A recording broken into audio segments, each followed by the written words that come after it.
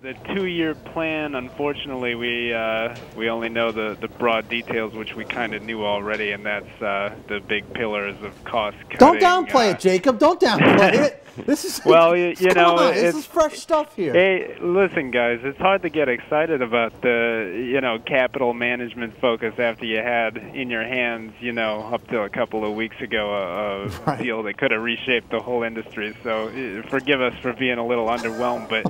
They got to do this. They got to get back to their, grindstone and the basics of the business, and they're going to have to get moving on it too, because they spent a lot of time on this deal over the last year.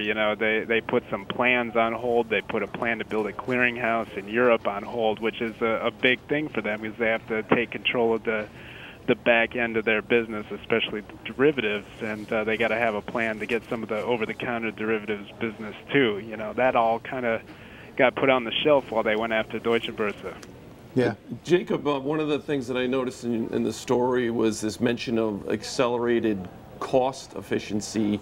The cost cuts, and you look at these live shots on the business news channels of the floor of the New York Stock Exchange, and it looks a little bit like the piano store at the mall. Are they going to be cutting more jobs, or where are they going to get cost efficiency from? Well, the floor, when you talk about that, they defend the floor pretty stridently over there. They say they make money on it. It's obviously a high-profile branding thing for them. So I wouldn't look necessarily for a lot of cost to come out of there.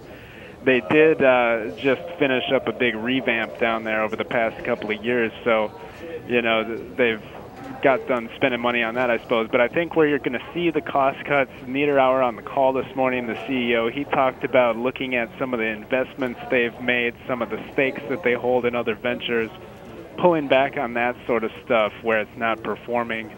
So it sounds like there's going to be a little trimming of the balance sheet around the edges. They get control of this clearing thing in Europe. That'll give them some more efficiencies over there, but I don't think you're going to see any big layoffs or anything like that come to the floor, especially.